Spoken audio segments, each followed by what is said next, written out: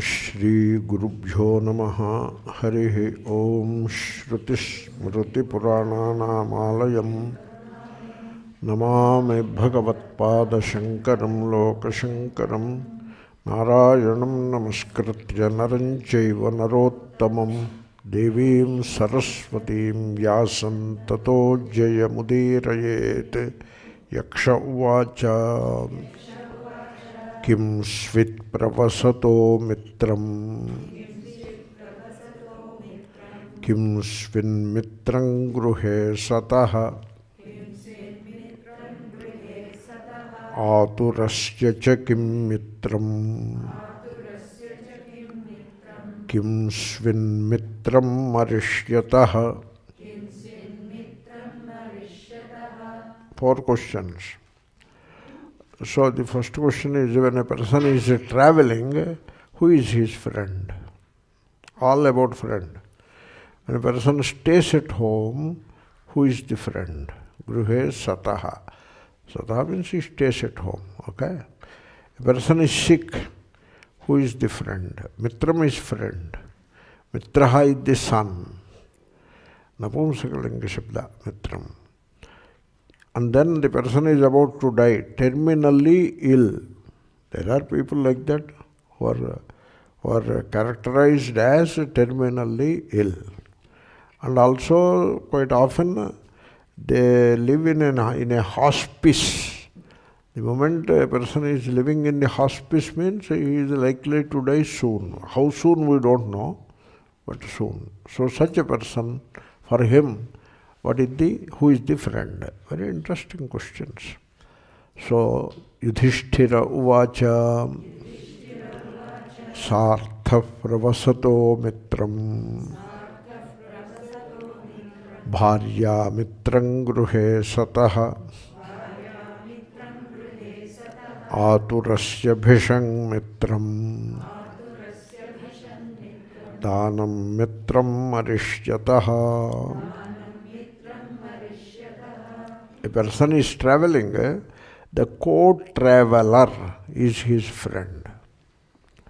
So he has to develop a friendship with another traveler in the way.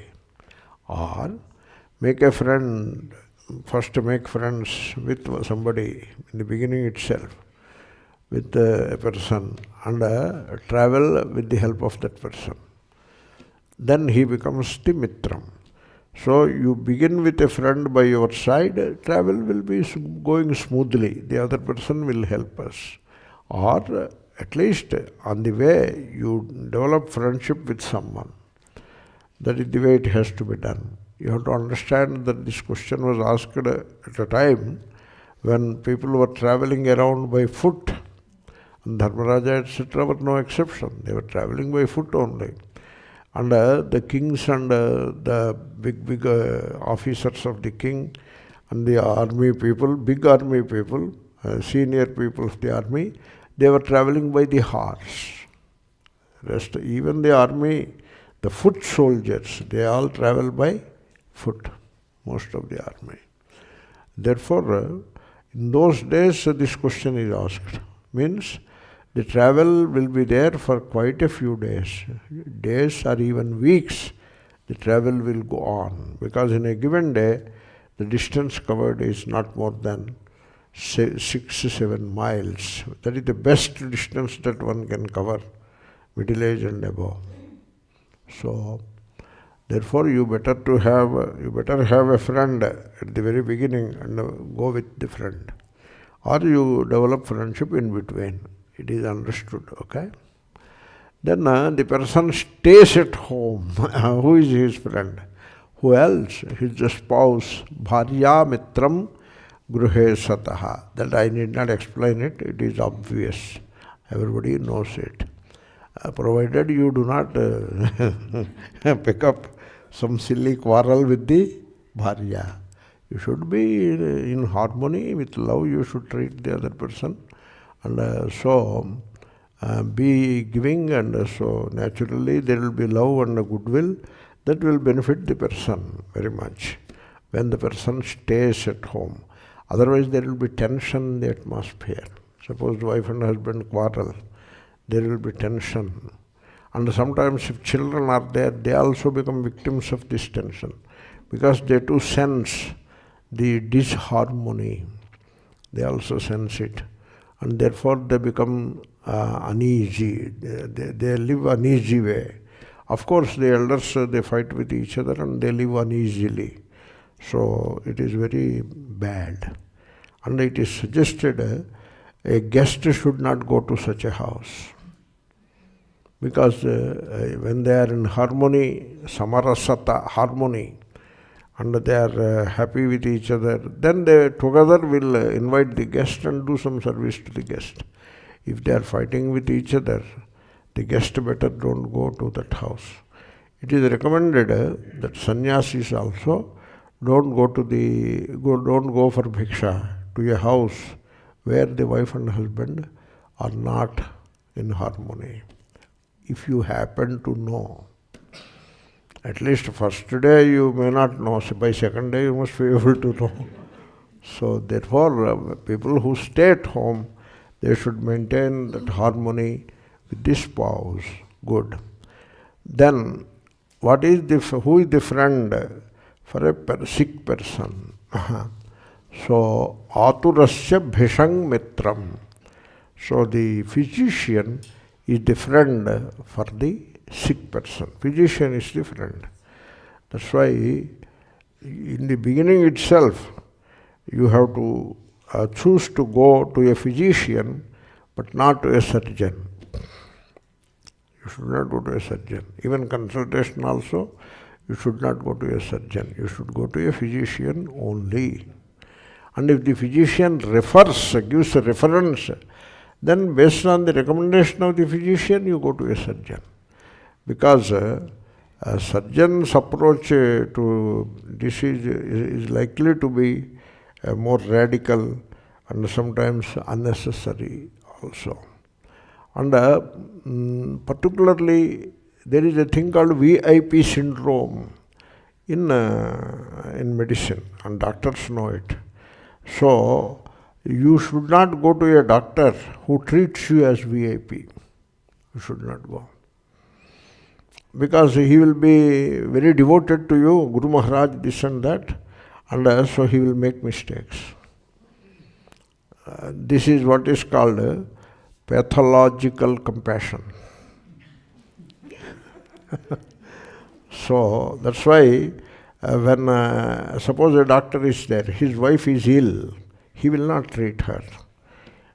Certainly he will not operate upon her. Certainly not. He will refer her to another doctor and request the doctor and discuss with the doctor, provide all the help, all kinds of help, but he himself won't do surgery on his wife or on his very close relation. Always refer to the other person, because he is emotionally attached, and the objectivity will be affected, sometimes badly affected. That's why this is a very well recognized issue in the field of medicine, that you should not go to a doctor who is likely to treat you as a VIP. You better go to a doctor who doesn't know you very personally, he is neutral, and you go to him. He will do a good job. Of course, you have to go to a good doctor, physician. So these are some of the precautions that one has to take. Then there is a thing called second opinion. Is it necessary? You have to think about it. When surgery is recommended, then you may go for second opinion. Otherwise, on the day one, you go to the physician and he gives some medicine, you better don't run for second opinion. Because if the doctor knows that you have gone for second opinion, he may not say anything. In India, they don't like it. In India, the doctor's behavior is not same as here. In India, they don't like, you don't come to me, get out. You go to him only. Like that, they are very arrogant and could be very egotistic. Could be, not necessarily all. Nowadays, they are also learning because of the globalization and all that. In India, patients had no rights at all. Now the situation is slowly improving. That patient also has rights, right for information. Patient never had. You know, this prescription the doctor gives, nobody can read it. In India, the doctor's prescription, nobody can read it. And if you go to the doctor, I cannot read this prescription. Get out. You need not read it. He is busy. Doctor is busy also with many patients. Get out from here. Go to the medical shop. Medical shop is printed below. You have to go to the shop only. You cannot go anywhere you like. And he will read it. The medical shop person, he will read it. It is a kind of a relation between the doctor and the medical shop person. He knows how to read. Suppose you go to the medical shop person, sir, I could not read anything, can you read it? He says, okay, stay there. And he will give the medicine and take money. So the patient has no right for information. That was how it was when I was child or a young man. But now things are slowly changing. There are prescriptions you can read. Nowadays they are printing the prescription and giving also. Things are changing. So, but even here or there, wherever, if the doctor knows that you have gone for a second opinion, he would not certainly like it, right? So, obviously you are not trusting the doctor completely. That much is becoming obvious, right? Therefore, you can always go for a second opinion in the context of a surgery, but not medication. If medication is offered, you better take it. And have a complete confidence in the doctor. Vidyā Narayano Harihi, he is the God, and have complete confidence in him. Mitraṃ, he is my best friend. He may not have that attitude towards you because he has too many patients. From your side, you look at him as your best friend. And when you have that love and devotion in you, the doctor senses it when he comes near you to check. Daily rounds they call. When he comes to check you, or you go to him for consultation, he will immediately sense the goodwill and the love you have for the doctor, and he will give you the best possible advice. Therefore, proceed with confidence, proceed with harmony. Don't start with doubt. In the very beginning itself, don't start with doubt. So, āturas mitraṃ. Here is a question is related to that kind of a situation. Therefore, I am weaving it into the narrative. So, focus on the problem rather than frantically keep searching for a solution. This we have discussed. You be attentive towards the problem. Don't jump to the solution. That we have discussed. But can you give one or two examples for this? I must have one or two more examples.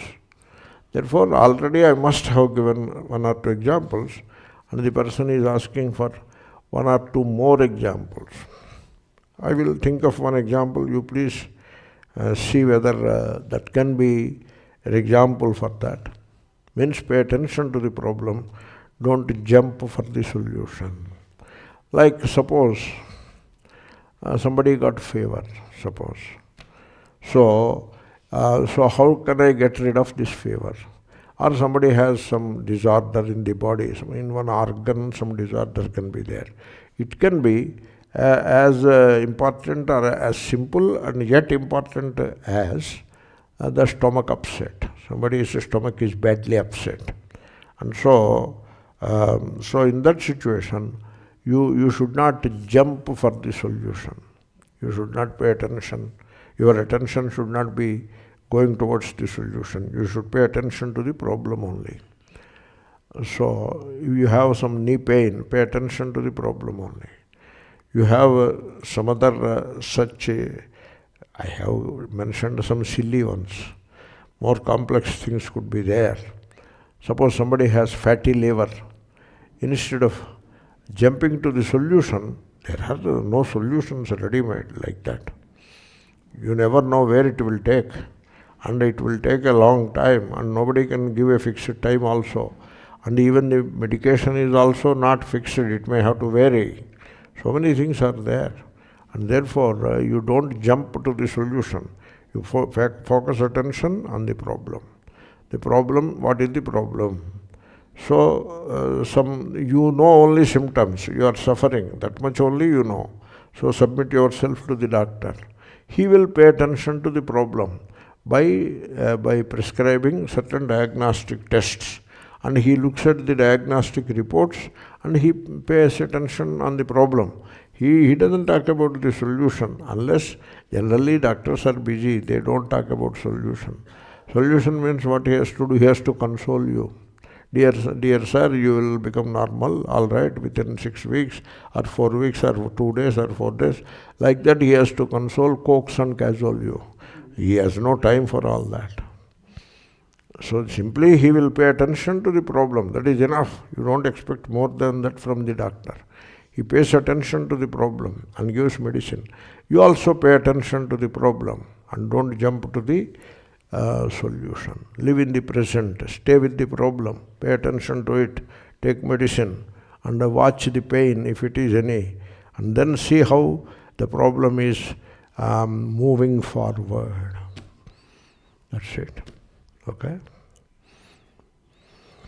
That is one example. You can think of it.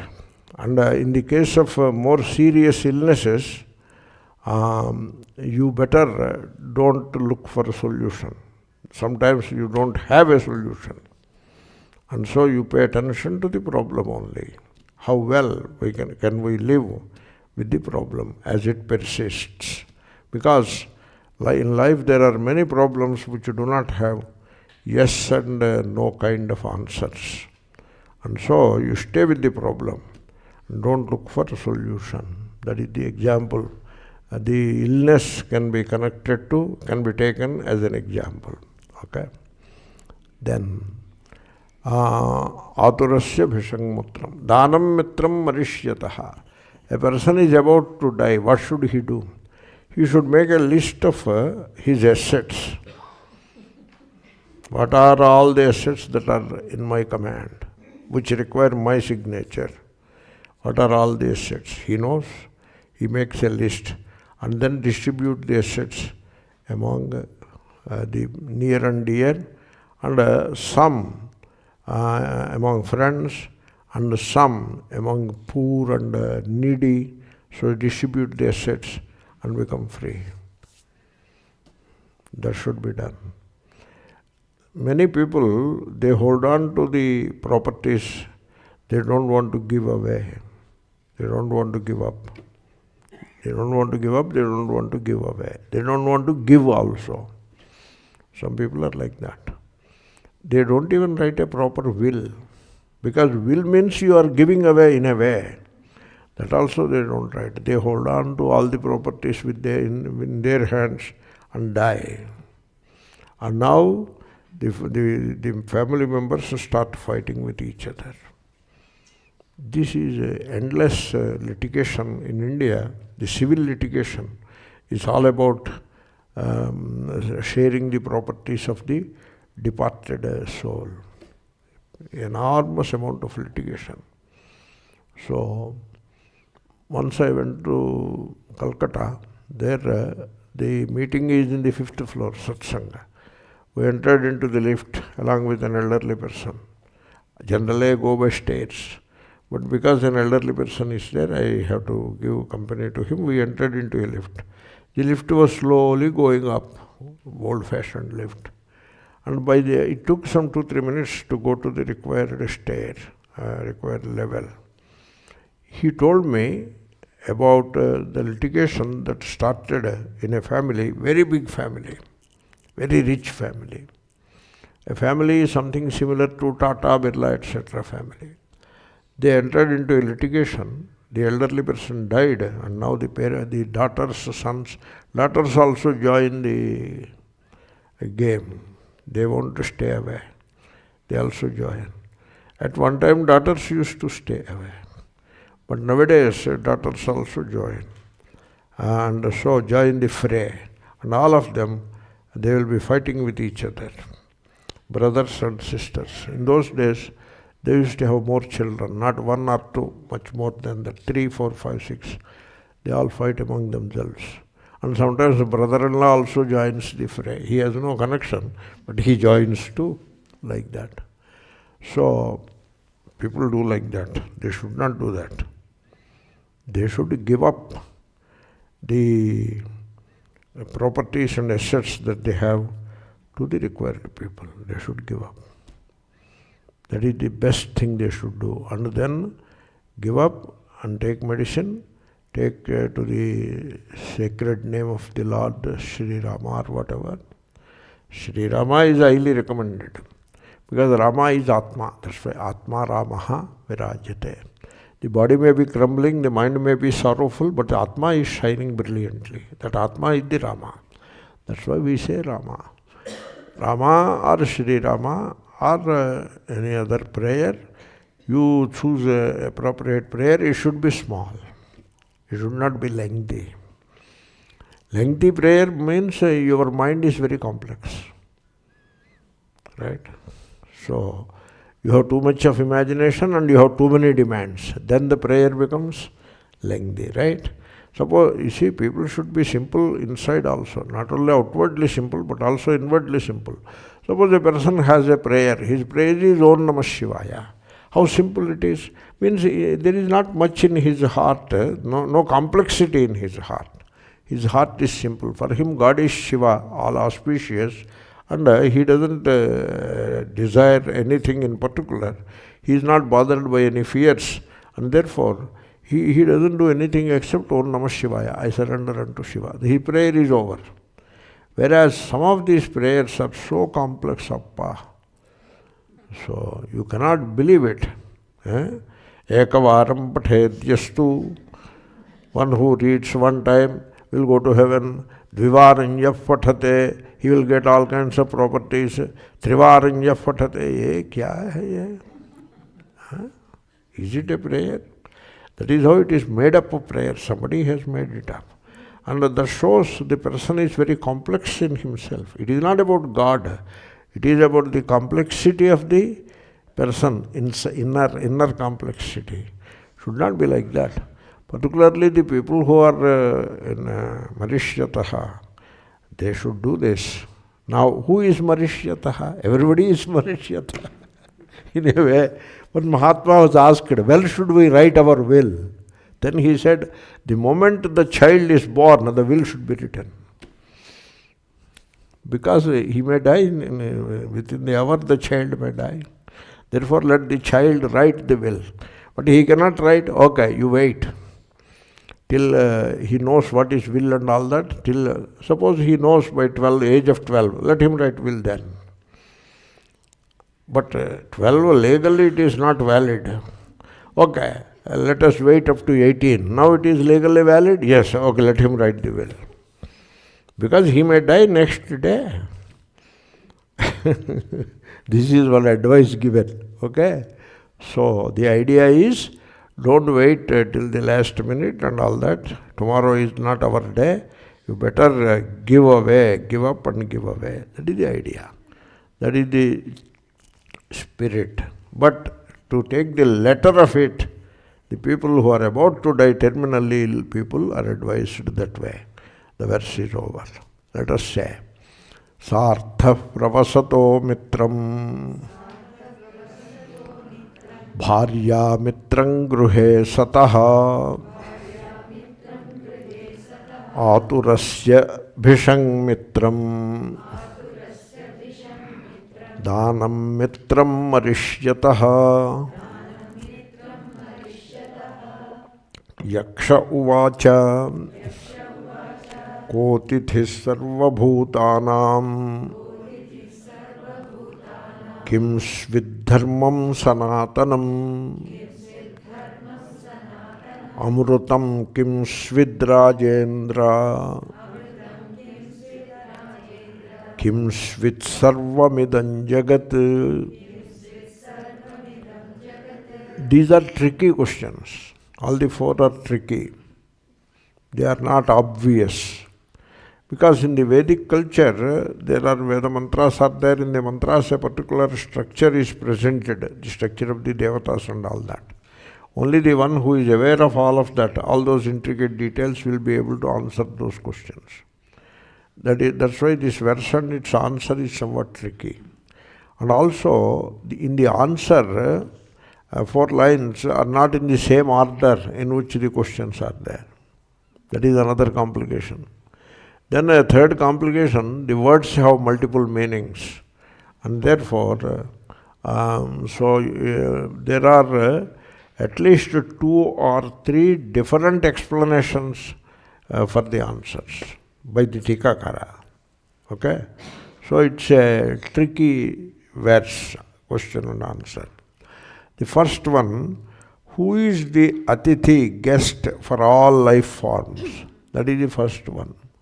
And then the second one will keep it aside. Take the third one as the second one. What is amrutam? Amrutam kiṃsvitpravasato. Rajendra means O Dharma Raja. So the first question is about Atithi for all life forms, and the second question is about amrta, again for all life forms. You see, you should know this. Generally nowadays, this is my nature to complain, please bear with me. Nowadays, people are fixated into Puranic stories. And they don't have any idea of the Vedic wisdom. In the Vedas, there are devatas, there are karmas, there are upasanas. Not necessarily jnanam only. Upanishad is jnanam, that is okay. But there are upasanas and karmas in the Vedas. And they have a structure of devatas. And so the devatas, the variety in all those devatas, how to worship different devatas, all that is there. It is the Vedic pantheon, right? It is not like Abrahamic faiths. And so in that Vedic pantheon, a lot of symbolism is there, Vedic symbolism. And unless the people are familiar with it, they will not be able to understand some of these things. Because Mahabharata is Panchama Vedaha. You see, this universe, it consists of 2 elements. You must have heard in Gita Bhāryā, it is mentioned by Shankara, Agni Somatmakam Jagat. The universe consists of 2 elements. One is Agni, other is Soma. And if you take the 15th chapter of Gita, both are mentioned. Aham Vaishvanaro Bhutva, that is the Agni, Vaishvanara Agni, the fire. Means it, so pachamyannam chaturvidham, it consumes food, consumes the food. That is the Agni, okay? And that is one element, Agni, which is Bhokta, Agnihi Bhokta. Then when there is Bhokta, there must be Bhojyam, to be the thing that is consumed. So that is called Soma. And now the Jagat is made up of 2 elements, Bhokta and Bhogya. Bhoktru Bhogya Rupam Jagat, that is the Jagat, entire universe. And Bhokta is Agnihi and Bhogya is Somaha. What is Bhogya? Food. Food is Soma. That's why in Gita 15th chapter is a difficult chapter. It is a tough chapter. The concepts are very tricky and complex. So in Gita you find Agni, I have mentioned, come to the Soma. So Somo Bhutva Rasatmakaha. Pushnami Chaushadhi Sarvaha. Somo Bhutva Rasatmakaha. So Somaha is the Rasa. And Oshadhi means the plants that we eat. So that is the food. So that is the Bhogya. Therefore Bhokta and Bhogyam, that is the Jagat. And if you know Prashnopanishad, those of you who have studied Prashnopanishad, it begins with Agnihi and Rayaha. Agnihi is the Bhokta, Rayaha is the Soma, is the Bhogya. That is how it begins, 2 elements. Therefore, the Jagat is Agni Somatmakam. Okay? This Shankara talks about it in 15th chapter Bhāryā. It is there in it. He says Agni Somatmakam Jagat. Then we talk of Prajapati, the creator. In the Vedic vision, the painter is in the painting. You know that? Painter is not outside the painting. That is the extra cosmic God. Cosmos is there and God is outside the cosmos. That is called extra cosmic God. So in Veda there is no extra cosmic God. In Veda it is Antaryami. You know Antaryami? So Yami, the one who commands and controls this universe, namely the God, is Antaha, is within the universe. You see, Vivekananda Swami went to London, going from Chicago back to India. He went to London. You have to go to London. In those days we were under British Raj. The passport is given by British government. So London you have to go through. And in London he stayed for a few days before catching the next boat. So at that time, that was the time he gave some lectures also. He addressed some bishops and he used to go to church and address bishops and pastors and all that. They were also open-minded and he was going like that. So somebody asked him in one of his satsangas, somebody asked him, that was the time when Darwin's theory was released.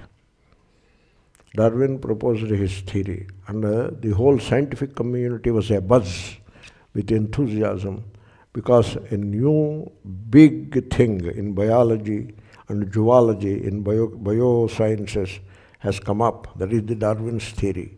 And Vatican was shaken to the core. The theological people, they did not like Darwin's theory. They opposed it tooth and nail. They were opposing. They have meetings in which they denounce Darwin. Okay. So one speaker told, while Darwin was sitting on the dais, one of the speakers told, his father may be a monkey, but not my father. That is what one of the speakers told. Darwin's father may be a monkey, possible, but not my father. You got it? So at that time, that was the time when Vivekananda landed in London. Darwin was in London. All this was happening in London. So London was the center of education and knowledge in those days, along with Europe. So then they asked about Darwin's theory. He studied. Vivekananda was an instinctive scientist. He studied Darwin's theory already. You know what he told? We don't have a problem with Darwin's theory. Because for us, God is not extra-cosmic. Because for theological people, God sits above the cosmos and prepares the laws and throws down. Okay? Whereas, in the Vedic vision, God is not extra-cosmic. He is Antaryami. He is in the, painter is in the painting. And all the laws are manifestation of God himself. God is in the form of laws, as Newton's gravitational law, etc. And if Darwin's biological law is there, if it is valid, then we don't have a problem because God is in the form of that law. So that is how, that was the Vedic wisdom. Puranas, all of this got changed mostly. Now the influence of the Abrahamic faiths on Hinduism is there. It is a cross influence. Some of the good points have migrated to that side, and the bad points also might have gone, and some of the good points and bad points, all kinds of things happen. So now in Vaishnavism, Shaivism, there is the God which is extra cosmic. Can you believe it? God is not like Vedic God. Antaryami it is not. God is sitting in Vaikuntha. And the world is all lokas down below all the lokas. God is beyond the cosmos. Now, Vaikuntha is also a loka. Chalo, it is neither this nor that. God is both Antaryami as well as extra cosmic. You don't commit one way or the other. You have to say like that. Therefore, that purity of the Vedic vision was disturbed in some of these descriptions. Now, the Antaryami is now put in doubt. Whether God is antaryami or partly antaryami, partly outside. That's why you needed something called a descending incarnation, this and that. All those things are needed. Because if God is part of the cosmos, then why should he descend? He is already there. But now he is not there. That's why he is needed to descend. So, these are some of the developments that happen in the medieval period. Why I said all this, because in the same Gita bhāryā is the toughest, very difficult one. My father asked me in his last days, "Arey, you come here, you studied the Prasthanatraya bhāryā, good. Which is the difficult one? Gita bhāryā or Upanishad bhāryas or Brahmasutra bhāryā?" I told Brahmasutra bhāryā is difficult. He said, "No, you got it wrong. Gita bhāryā is difficult." Gita bhāryā is very simple, that's why it is difficult. You miss the obvious. And some of the critical points are presented in Gita bhāryā. And some of the parts of the Gita bhāryā are so profound. You cannot imagine how profound they are. One of them is this Agnishomatmakam Jagat. In 15th chapter he says it. And then in the 11th chapter there is a word in the verse Kamalasanastham. So Brahmadeva sitting in the seat of lotus. That is what it is. Then Shankara says in the Bhashya, he doesn't admit some extra cosmic God sitting somewhere above. He doesn't admit that. So he says, Pruthivi Padma Madhye. That is what he says. The Pruthivi, the earth, is the lotus. That is the lotus. And Brahmadeva is sitting in that lotus. Means he is obtaining in the lotus of the earth. Means he is obtaining in the earth. Where is he in the earth? He is supposed to be above, Extra cosmic, he is supposed to be, no. Not in the vision of Vedas, not in the vision of Shankara, not extra cosmic. He is a very much a part and parcel of the Pruthivi. How? Agnishomatmakaha. Prajapatihi. The Brahmadeva is in the form of Agni and Soma. He is Agni and he is Soma. And that is how he is sitting in the lotus of Pruthivi. Now you got the vision. What is the vision? The Jagat consists of Agni and Soma. Okay? Agni Somatmakam Jagat. I refer you to, once again I am telling you, go and refer one more time. You should study like that. You refer to 15th chapter of Gita, particularly with those two verses. You refer to 11th chapter, this particular verse which I have mentioned, and you refer to the Prashnopanishad first part. And you will understand what I tried to explain to you in the last 10-15 minutes. So the Jagat is Agni and Soma. This is what the Yakṣa had in mind, and he made questions based on that. You got it? So he asked, who is the Atithi of all life forms? The answer is Agni. Agni is described as Atithi.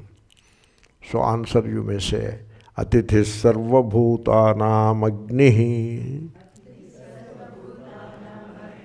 That is the answer for the first question. For all life forms, Atithi comes to your home as a bhogyā or bhokta, you tell me? Bhokta pa. You cannot eat the Atithi, you have to give food to the Atithi. He comes as the bhokta. That is the meaning of Atithi. Okay? Therefore, for all life forms, Agni Devata, that is the Vaishvanara Agni. That's why Sarva Bhutanam. Why Sarva Bhutanam? Vishwanaraha. So he obtains in all life forms. That's why Vishwanaraha. Vishwanara eva Vaishwanaraha. Okay? Swarte Prachayam. So that Agni, who obtains in all the life forms, who entered into all the life forms, that is the Aitareya Upanishad also. Prana, Agni entered into every life form as the bhokta. And therefore he is the Atithi. He has entered into your home. Agni has entered into your home. That's why you have to give food to the atithi. That is what you do, breakfast, lunch and dinner. But in Vedic culture, only dvihi. Dvirjuhoti. So you do homa only twice, not thrice. Thrice is European. Because British Raj was there for us, That is how we came to breakfast. Even now, in Hrishikesh, some of the ashrams like Kailas ashram, they follow that Dvirjuhoti, Dvirbhunkte. You eat twice, you offer oblations twice, morning and evening. Oblations are also 2. Everything 2, 2, 2. And so food is eaten twice. That is oblation. Pranaya svaha, apanaya svaha. You are offering as an oblation. And therefore, you eat twice. And that is what they do in Kailas ashram and other places. They take a brunch. Some of the Europeans also do that. America also they do that. They take a brunch, 10:30, and they take a dinner before sunset or around sunset, 6:30. That is how they do. Anyway, therefore there is Agni as the bhokta, atithihi bhokta in all life forms. So that is the answer he gave. Beautiful answer, that reflects the Vedic wisdom. Kotithis sarvabhutanam, the answer is Agni. So sarvabhutanam atithihi agnihi. Then take the third question. Amrutam kiṃsvitrajendra. O Maharaja, what is amrutam? Amrutam is what you consume. That is the amrutam. You see, the word amrutam has some meanings. The food is amrta. That keeps you alive, Without food, the person will die. And then the milk is amrta. The water is amrta. You go and check the dictionary. So water is amrta. Milk is amrta. I knew one gentleman who knew some Sanskrit well. He used to tell me 25 words which means water. Every day one new word he will tell. And in this present context, amrutam is water. Payaha is also water. Okay. Then amrutam has another meaning, milk. Payaha has milk. Payaha meaning milk. Okay. So, therefore all those meanings are taken into account. Now what is amrutam, he asked. Means what is the bhāryā? That is the soma. Agni somatmakam jagat. The agni part we have seen. Now the soma part. He did not say somaha in the question. He simply said amrutam. Do you know soma, moon is called amrta kiranaha? You don't know? You should know. He is called amrta kiranaha. The one whose rays are nectar. You say cool, He is cool like moon. Did you hear that comparison?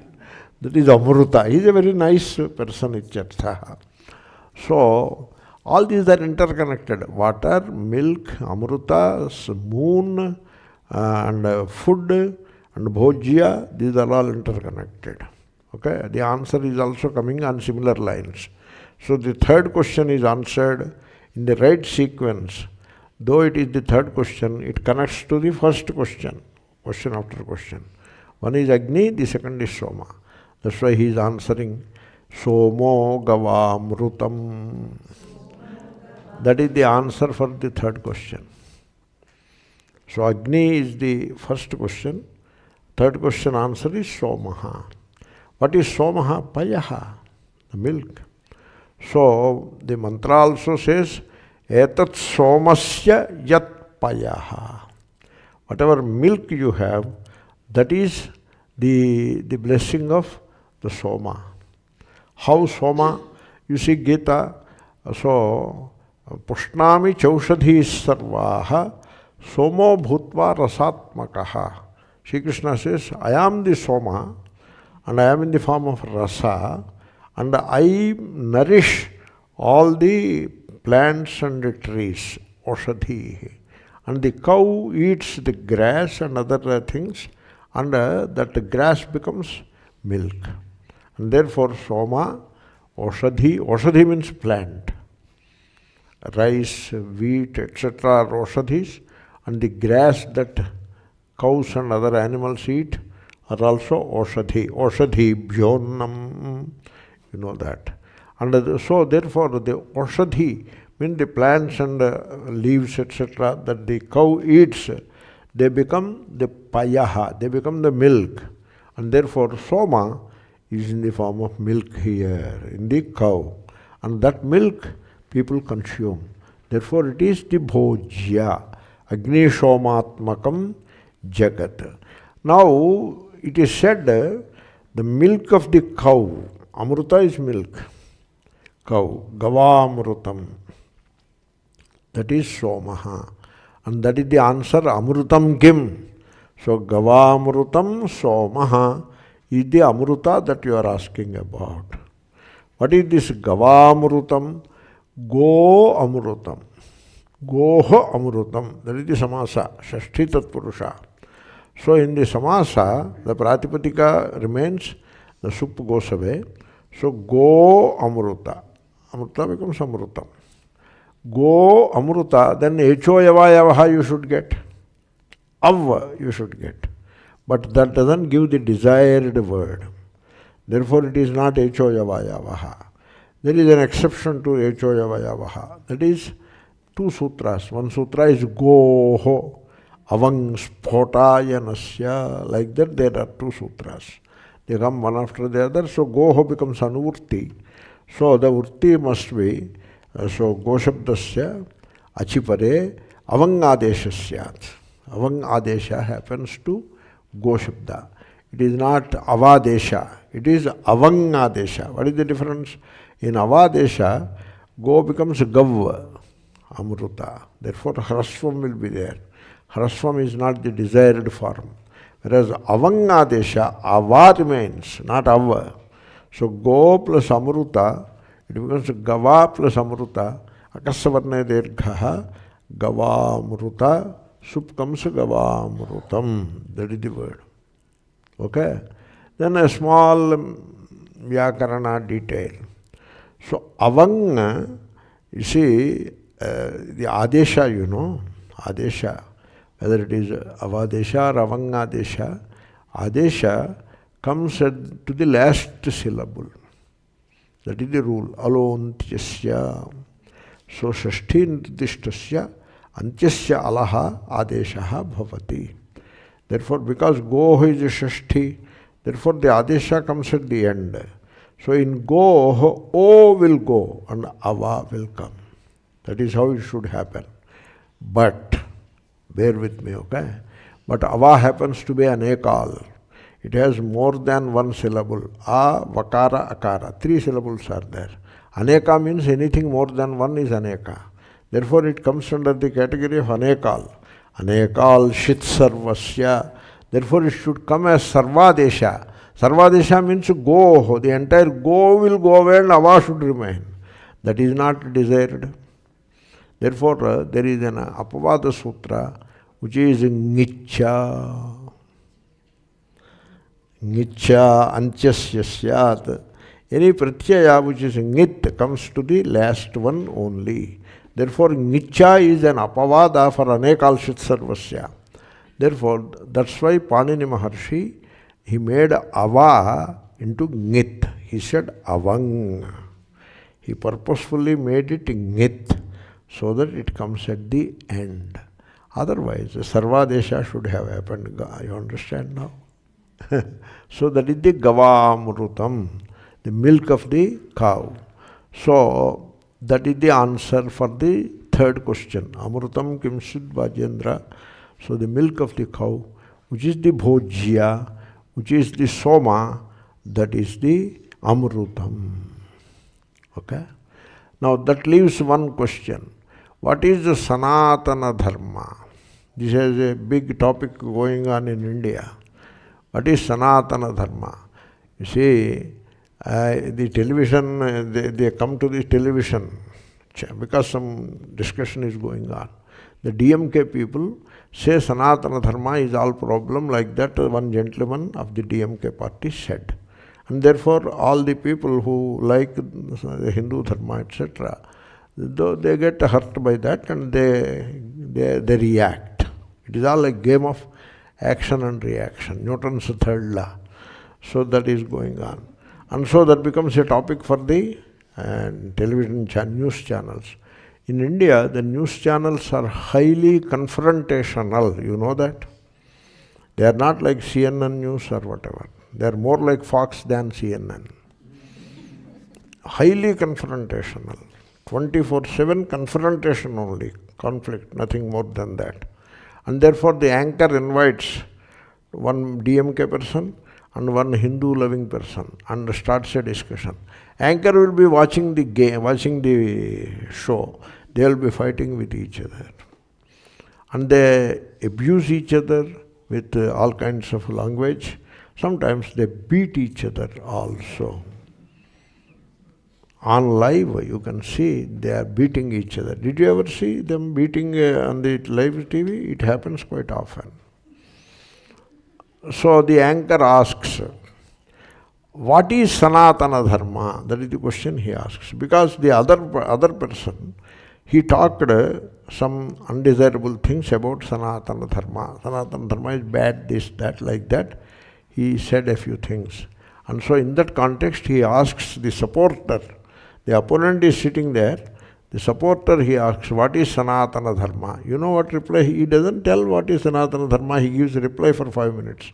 Generally, when the reply is long, that means he is evading the answer, or he just doesn't know the answer. You can understand like that. He should not reply in 5 minutes. So, Sanatana Dharma. What is Sanatana Dharma? That is the question of the anchor. Just like Yakṣa. Yakṣa also asked the same question. kiṃsvitpravasato Sanatanam. You know, the person in the TV channel says, Sanatana means Shashvata. So, permanent. That is the English word. Shashvata is the Sanskrit word. Shashvata Dharma is the Sanatana Dharma. Our Hindu Dharma is the Shashvata Dharma. What he knows, he is talking some nonsense. Like that he says. That person comes back. And so this game goes on. But this man doesn't tell what is Dharma. He says, he gives the meaning of Sanatana Dharma. So he is asked, Sanatanam Dharma, Sanatanaha Dharmaha Kaha.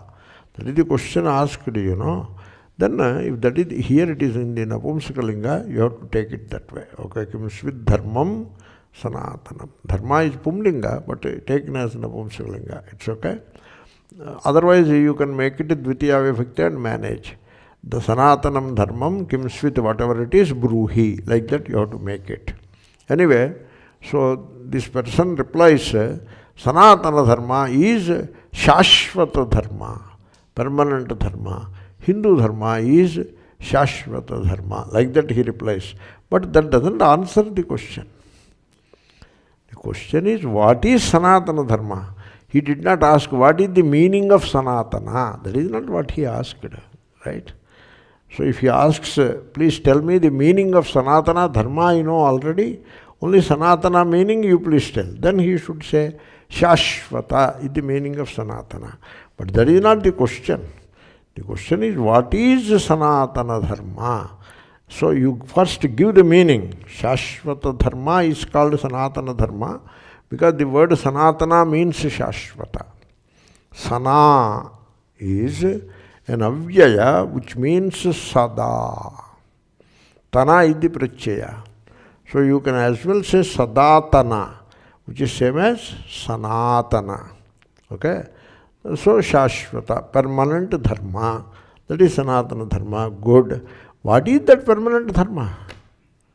You have to tell, you know, what is that permanent dharma? So you don't tell the permanent dharma without committing, no answer properly is given. Here Dharmaraja is saying one word, Sanatano Mruto Dharmaha. So he answered it like that. He too did not specify what is dharma, but he gave the meaning of Sanatana and then explained it in one word. That is, the deathless dharma is the Sanatana Dharma. In a way, it became an explanation of the word sanatana only. Okay, sanatanaha means amrutaha. Shashvataha mane what? Deathless. Amrutaha. Dharma is dharma. He too did not commit. Because dharma is understood. He need not give an explanation for dharma. It is understood. Only sanatana part he is answering. In the TV example I gave, the gentleman doesn't have a proper idea of sanatana dharma. Therefore, he simply gave the meaning of the word sanatana and escaped. Now you tell me, dharma, what is dharma? Dharmo dharayati prajaha. That is dharma. That lifestyle, jivana shaili, that kind of lifestyle which keeps the society together, the people together, that is called dharma. So in the family, what is the dharma? That lifestyle which keeps the family together. And in the community, that dharma, that lifestyle which keeps the community cohesive together. And in the society, that is the dharma which keeps the society together. That is the dharma. And so now, what is it that keeps the society together? And what is it? And that must be deathless also. What is it that is deathless and that keeps the society together? That is the question. And the answer should be, so you should say, love, goodwill, paropakara, helping others, serving others. So that kind of answer you should give. Because that keeps the society together. So a beggar asks, please give dharma.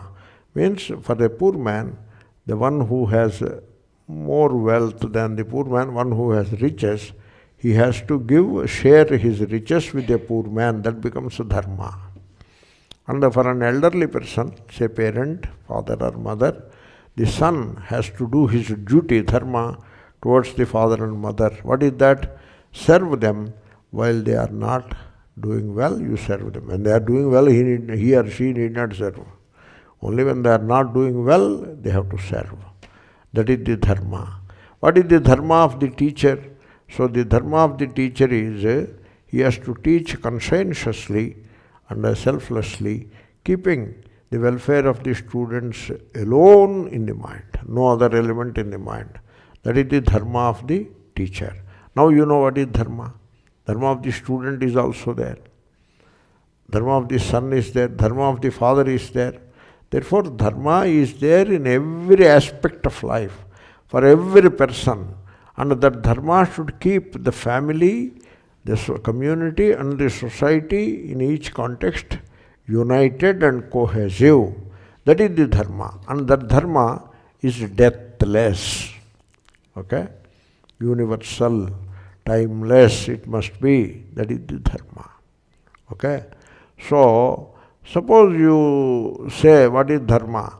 So, driving the car on the right side of the road is dharma. Suppose you say, it fails to fulfill the definition of dharma. Because by the time you go to London, nobody drives on the right side, they all drive on the left side. And when British were ruling America, they were driving on the left side only probably. Had British ruled America for some more time, everybody would be driving on the left side only. Right? British have left. They were asked to get out. They were kind of thrown out by George Washington. And he took the construction of the society, and now they drive the cars on the right side. Therefore, that is not universal dharma. It is very limited rule. Therefore, that is not dharma. Then what is dharma? You should not hurt your neighbor. You should not hurt the other person. If you hurt the other person, you have to pay for it. You will be punished.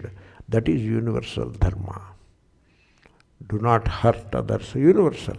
It is the same dharma in India, same dharma in America, same in the 1st century, same in the 21st century also. That is universal dharma. Ahimsa. Universal dharma.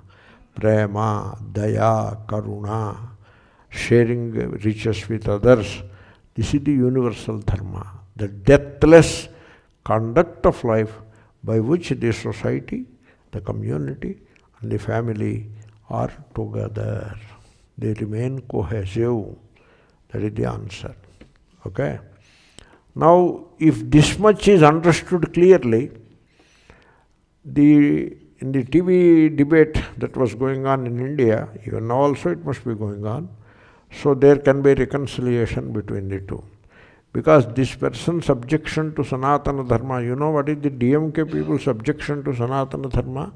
Their objection is, in the name of Sanatana Dharma, you have ill-treated certain castes, so-called low castes. You have ill-treated them, and you have segregated them, and you have done injustice to them by denying the right to worship to them. That is his objection to Sanatana Dharma. Then what answer we should give? That is not Sanatana Dharma. That is against Sanatana Dharma. That is an aberration in Sanatana Dharma. We should say that. Then there is no fight between the two. What is the fight? Did you agree? Do you agree with me? Therefore, you should not lose sight of the word dharma. Dharatiti dharma. Otherwise, dharayate. Dharmo dharayate prajaha. So, keeps together. That's why whatever divides is adharma and whatever unites is dharma. Now you tell me, what is the Upanishads dharma? The dharma of the Upanishad, what is it? Jiva Ishvara Aikyam, Jiva Brahma Aikyam, whatever name you give to it, that is the Upanishad dharma. Jiva different from Brahma, that is Upanishad adharma, it is not dharma. That is not the dharma of the Upanishads. But unfortunately, that is how the Upanishads are interpreted by some of these dualistic philosophies. That is Kali Yuga, that is the Kali Yuga. That you take Upanishad and take the Vakya Tattvamasi and interpret it to mean division. How can you do that? But they do that. They put an A before, Atatvamasi. Now you can make it into division. Okay? Very cunning. Therefore, now you understood that amrto dharma. It is, the dharma discussion is over. Now that leaves just one question. We'll finish that question and then finish that verses so that we can take up the next. What is the next question? Kiṃsvitpravasato jagat. What is this jagat? All this jagat. You see, Dharmaraja has to answer in such a way that fits into Vedic mantra description. In the Veda mantras, Vayu is presented as all. Vayu Devata. Vayuhu Devata. Not the inert gas. Vayuhu Devata, it is Sarvam. You see, Vayuhu, in the Pinda, what is that keeps the Pinda going? Vayuhu. That is very well understood after COVID. Now you tell me, what is inside oxygen cylinder? Is it inert or is it life? It is life. But earlier we thought it is inert. But now we know it is not inert. It is life. Right after COVID, there is an understanding that Vayuhu is life. So Vayuhu antaha, Vayureva vyashtihi, Vayureva samashtihi. Like that there is a mantra. And therefore that mantra the Dharmaraja has in his mind when he answered Vayu sarvamidam jagat. All this jagat is Vayu. But then all this jagat is Brahma. Why do you say Vayu? No problem. Namaste Vayu tvameva pratyaksham brahmasi. Ho gaya na kaam. Vayu is Brahma. Vayu, another meaning is Hiranyagarbha, is called Vayuhu. And therefore Hiranyagarbha is Saguna Brahma. Here we are talking of Saguna Brahma only, not Nirguna Brahma. Okay? Therefore all this universe is Vayu Devata. And Vayu is outside and Vayu is in me. That is the Brahma. Namaste Vayu. Tvameva pratyaksham brahmasi. We finished the verse, right? Let us say, Atithi sarva bhutanam Agnis somo gavamrutam Sanatano mruto dharmaha vayussarvamidam jagat. Next verse we will take up in tomorrow's class. So, you look at this question. If a person is, he wants to live a detached life. Detached life means life of vairagya. But then the family members do not cooperate, So they don't understand Vedanta. They don't come to Shravanam. So they cling on to the worldly things. They expect us to do things before understanding. They don't understand anything. So, and now suppose if we give them up, they have to fend for themselves. So how to handle this problem? This 50-50 ho gaya, 50 of samsara and 50 of vairagya. So they seem to be mutually exclusive. How one can resolve this? Now you created a problem for yourself. This problem doesn't exist. Suppose on the table, they eat together, we all eat together on the table. On the table all kinds of food is there. Suppose you decide to choose healthy and nutritious food items only, and you decide to eat in moderate quantities only, and you don't eat any extra dish, other dish you don't eat, and this dish also only this much only you eat, not more than that, then the other members of the table, will they fight with you? Will they oppose you? They may say a word or two. You can politely and lovingly say, that is enough. No, you should eat it. It's okay. I appreciate your goodwill. Keep it there. Like that, you can politely, lovingly overcome the pressure exerted by the other members around the table. Yes or no, you tell me? Yes, right? Sometimes you may have to put some more, you have to accept yourself sometimes. No, one more laddu you should. No, please, don't put pressure me, because I'll have difficulty. So, no, unless I will not keep quiet unless you eat one more laddu. Thank you for your goodwill. Please understand. Don't put one more laddu. It will be thrown into the waste basket. Please. Like that you may have to assert yourself. Sometimes some of the people are intransigent. They don't understand easily. Then you have to put some pressure upon them. Do the same thing in the family. You live a simple life. You allow them to live whatever life they want. Give them freedom. There is a rule. You get only that much freedom as you give to others. Okay? So you give total freedom to others, you will get total freedom.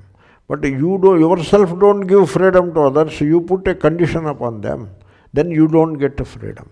Like suppose you put condition, like the lady comes to Vedanta class but the husband doesn't come, suppose.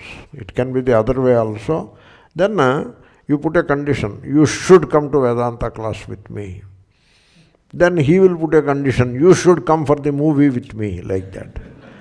So you withdraw your condition. You tell him, I am going to Vedanta class, please think about it. If you want to come, please tell, I will wait for you.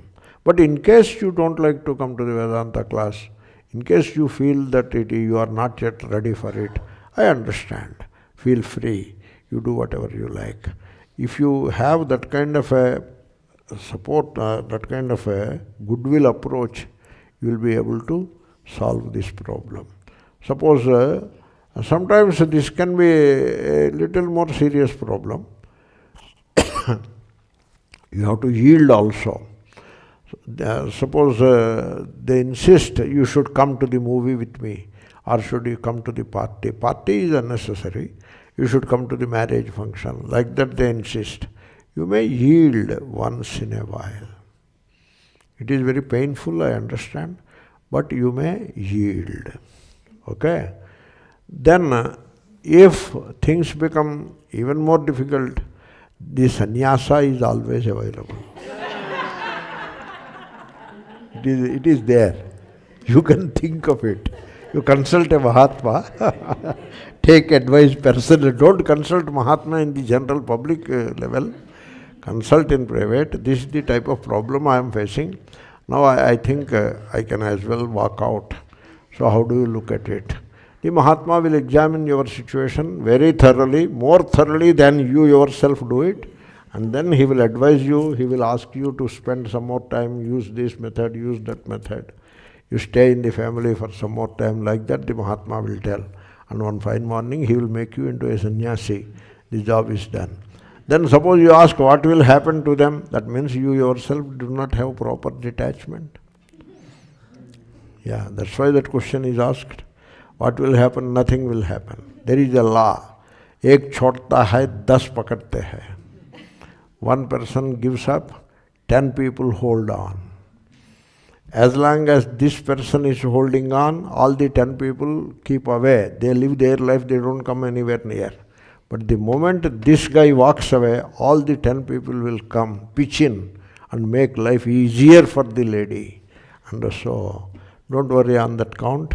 So, you solve this problem amicably, and the final solution is also available. Oh, one more question. What is personality? What is the relationship between personality and ahankara? It's a good question. The ahankara is very simple.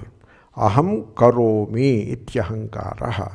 I am doing, I am the doer. Means the sense of doership, which is there in the intellect. It is in the brain cells, the sense of doership.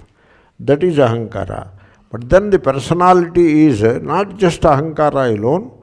It is the me and mine all put together. Me, my possessions, my relations, my wife, my children, my husband, etc., and my properties, my caste, creed, race, religion, and my ethnicity, my region, my nationality, all these things to which you are attached, they all put together create a phantom in the mind, a phantom which is called personality.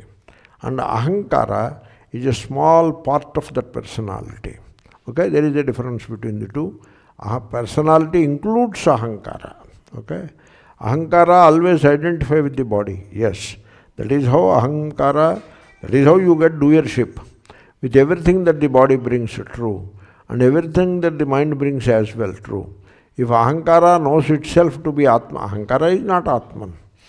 The light in which ahankara comes to light, or ahankara becomes evident. You can notice the movement of ego. The light in which the ego's movement is understood, that is atma, not ahankara. What relevance does personality have? Same thing about personality. Every aspect of the personality becomes evident to you. You are not the personality.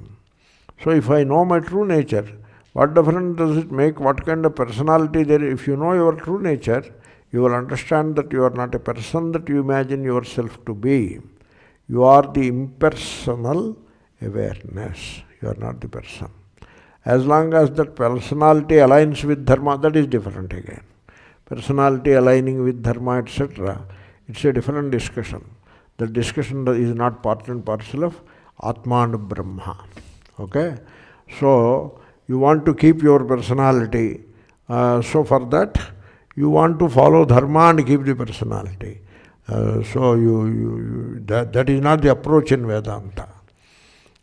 Anyway, if you violate dharma and keep personality, you will be punished. By the police you will be punished. By the Yamadharma Raja also you will be punished. Take care, don't violate dharma, personality or no personality, don't violate dharma. And don't confuse it with Atma and Brahma. Okay? Om Purnamada Purnamidam